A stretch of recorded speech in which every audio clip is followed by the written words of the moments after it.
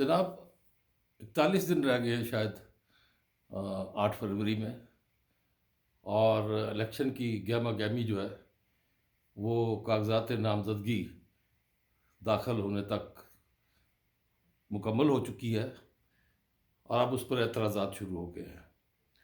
السلام علیکم، غلام گردش میں طاہر پرواز آپ کی خدمت میں حاضر ہے۔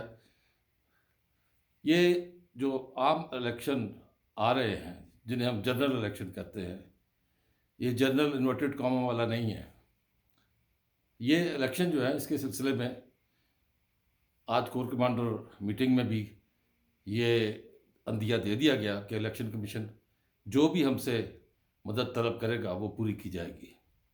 یعنی کہ یہ طے ہو گیا کہ اس وقت امن عامہ کی صورتحال جو ہے اس کو بہتر کرنے کے لیے فوج الیکشن میں موجود ہوگی، اور کس حد تک ہوگی یہ تفصیلات بعد میں آئیں گی، کیونکہ 2018 میں فوج جو تھی وہ باقاعدہ الیکشن بوتھ کے قریب کھڑی تھی، اور اس دفعہ کیا فوج الیکشن جہاں بوتھ بنیں گے اس عمارت کے باہر کھڑی ہوگی یا کہاں ہوگی، اس کا فیصلہ یقیناً الیکشن کمیشن کرے گا اور فوج کی مدد سے ہی کرے گا۔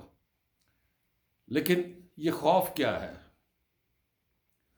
خوف ہے مولانا فضل الرحمان کو، خوف ہے نواز شریف کو، اور کسی حد تک خوف ہے پیپلز پارٹی کو۔ وہ یوں کہ عدالت عالیہ اور عدالت عظمیٰ کی طرف سے سائفر کیس کے سلسلے میں جو حالیہ پیش رفت ہوئی ہے اس میں دو مرکزی ملزم عمران خان اور دوسرے شاہ محمود قریشی، ان کی ضمانتیں ہوئیں، لیکن چونکہ عمران خان اور کیسز میں بھی شامل ہے تو وہ اس کیس میں تو بری ہو چکے، بری سے مراد ضمانت ہو چکی، رہائی ہو چکی، لیکن کاغذوں میں، اور باقی جو مقدمے ہیں وہ چل رہے ہیں، اور یہ مقدمہ سائفر کا بھی چل رہا ہے۔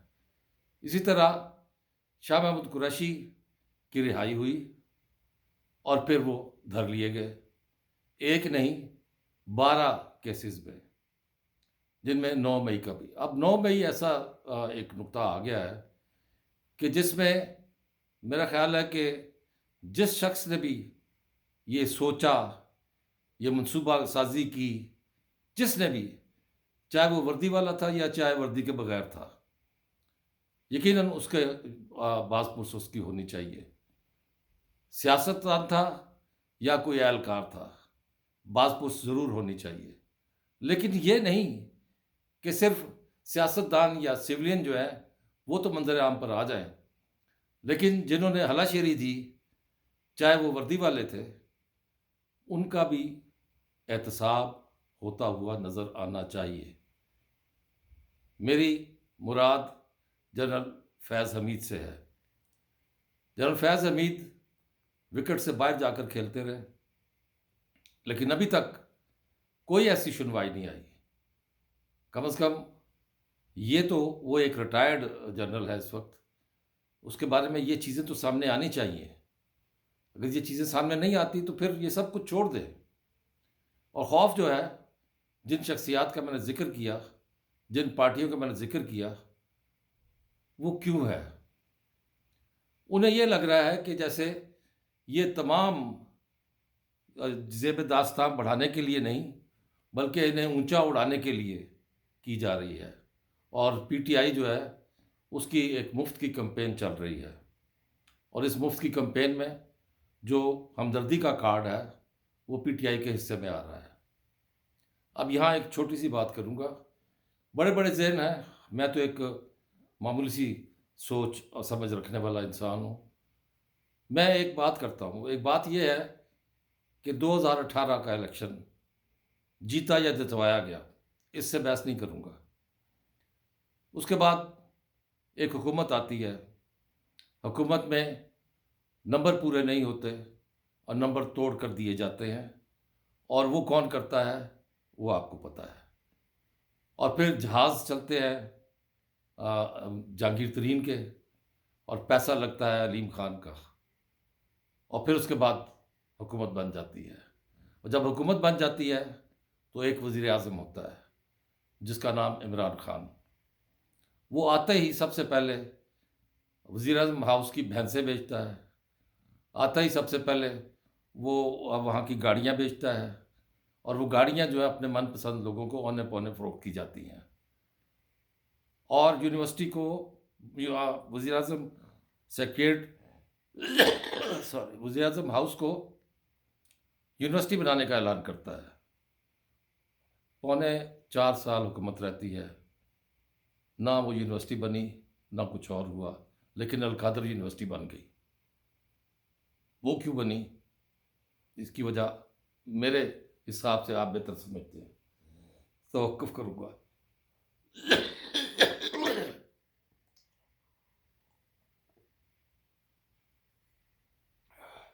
جی، معذرت خواہ ہوں۔ اب یہ صورتحال چلتے چلتے کہاں پہنچتی ہے کہ ایک وقت آتا ہے جب ایک عدم اعتماد کی تحریک، جو ایک آئینی اور جمہوری طریقہ ہے، جن لوگوں کو لایا گیا تھا وہ ان سے علیحدہ ہو جاتے ہیں، وہ ان کے خلاف ووٹ دیتے ہیں، اور ایک نعرہ لگتا ہے رجیم چینج کی سازش، اور پھر کہا جاتا ہے کہ اس ملک پر ایٹم بم کیوں نہیں گرا دیتے، اس سے بہتر تھا کہ رجیم چینج سے ایٹم بم گرا دیتے، اور پھر کہا جاتا ہے کہ اس ملک کے 3 ٹکڑے ہوں گے۔ وہ کون کہتا ہے؟ عمران خان۔ یہ کیا اقتدار کسی کے گھر کی لانڈری ہے کہ اگر آپ نہیں ہیں تو سب کچھ تباہ ہو جائے؟ لیکن جن کو خوف ہے ان کو میں بتا دوں کہ کور کمانڈر میٹنگ میں فیصلہ کیا گیا ہے کہ دہشت گردوں کے خلاف بھرپور کارروائی ہوگی۔ ہم الیکشن کے ماحول سے گزر رہے ہیں۔ یہ دہشت گردی کی بات اس لیے بھی آئی کہ انہوں نے بتا دیا کہ پڑوسی ملک میں دہشت گردوں کے ٹھکانے موجود ہیں، اور وہ کوئی بھی کارروائی کر سکتے ہیں، کر بھی رہے ہیں، ان کا کلاکمہ بھی کیا جا رہا ہے، انہیں ناکام بھی بنایا جا رہا ہے۔ لیکن جو خوف زدہ ہیں ان کے لیے ایک تجزیہ پیش کروں گا۔ پی ٹی آئی کی حکومت ختم ہو گئی، پی ڈی ایم نے اپنا کارروائی ڈال دی جو ڈالی۔ اس کے بعد پی ٹی آئی 3 حصوں میں تقسیم ہو چکی ہے، ایک 9 مئی والی پی ٹی آئی، ایک پرویز خٹک والی پی ٹی آئی پارلیمنٹیرین، اور ایک استحکام پاکستان۔ یہ 3 ٹکڑے اس کے ہو چکے ہیں۔ کیا اب بھی یہ آپ کو سمجھ میں آ رہا ہے کہ عمران خان کا جو بھوت آپ کے سر پر سوار ہے کہ وہ میجارٹی لے سکے گا، اور ان کے علاوہ جو الیکٹیبلز گئے ہیں ان سے، وہ ناکام ہو جائیں گے اور پی ٹی آئی سویپ کر جائے گی؟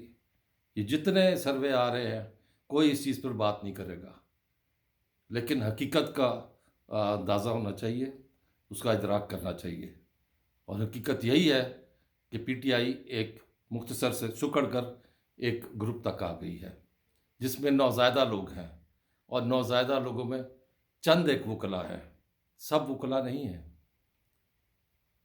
دیکھیں، اس وقت جو چیز سمجھنے والی ہے وہ اس کو ذہن میں رکھیں۔ آپ نے شور مچا دیا کہ ان کو پذیرائی دی جا رہی ہے، بھئی وہ تو ایک ایسی کمپین چلا رہے ہیں جو آپ نہیں چلا سکتے۔ انہوں نے وہ کمپین ایسی چلائی ہے کہ ان کی تشہیر خواہ مخواہ ہو رہی ہے، بلے کا نشان ان کا بار بار نام آ رہا ہے، جس کو نہیں پتا، جو صرف پڑھ نہیں سکتا، سن نہیں سکتا، دیکھ نہیں سکتا، صرف سن سکتا ہے، اس کو بھی پتا چل گیا کہ بلہ کیا چیز ہے۔ آپ نے کیا کیا؟ آپ اپنے جوڑ توڑ میں لگے رہے، اور ابھی وہ پبلسٹی شروع نہیں ہوئی جو انتخابی پبلسٹی جس کو کہتے ہیں۔ اس سے پہلے پی ٹی آئی نے مارکا مار لیا ہے، لیکن یہ پی ٹی آئی ایک مختصر سا گروہ ہے، اس سے 2 حصے علیحدہ ہو چکے ہیں۔ خوف سے نکلیں، مقابلے کے لیے سامنے آئیں، میدان سب کے لیے ہے، لیول پلینگ فیلڈ سب کے لیے ہے۔ سب سے مراد یہ ہے کہ وہ لوگ جنہوں نے کوئی ایسے جرم نہیں کیے، جنہوں نے کوئی ریاست کے خلاف کوئی اقدام نہیں کیے، وہ اگر لیول پلینگ فیلڈ کی بات کریں تو عجیب سا لگتا ہے۔ لیکن غلطیاں ہر کوئی کرتا ہے، لیکن اتنی بڑی غلطی کوئی نہیں کرتا کہ اپنے شہداء کی بے توقیری کرے۔ اتنی بڑی غلطی کوئی نہیں کرتا کہ اپنی فوجی تنصیبات کو تباہ کرے۔ اتنی بڑی غلطی کوئی نہیں کرتا کہ وہ آپ جی ایچ کے اوپر چڑھ دوڑے اور وہاں سے جو مانومنٹ موجود ہے جہاں شہداء کی یادگاریں ہیں ان کو تباہ کرے۔ اتنی بڑی غلطی کوئی نہیں کرتا کہ ریڈیو پاکستان کو جلا دے پشاور میں۔ یہ سب باتیں سوچنے والی ہیں۔ آپ بھی سوچئے، میں بھی سوچتا ہوں، لیکن آپ سوچنے کے ساتھ ساتھ آپ نے سبسکرائب کر دیا تو بہت شکریہ۔ اگر پہلے کر چکے ہیں تو بہت شکریہ، اگر نہیں کیا تو اب آپ کر دیجئے۔ اور اس کے علاوہ ایک گزارش کروں گا کہ اپنی رائے آپ نے ضرور دینی ہے آج کے حوالے سے۔ مجھے صرف یہ ایکسیلنٹ یا گڈ نہیں، آپ اپنی رائے دیجئے گا، میں آپ کا انتظار کروں گا۔ بہت شکریہ، اللہ نگہبان۔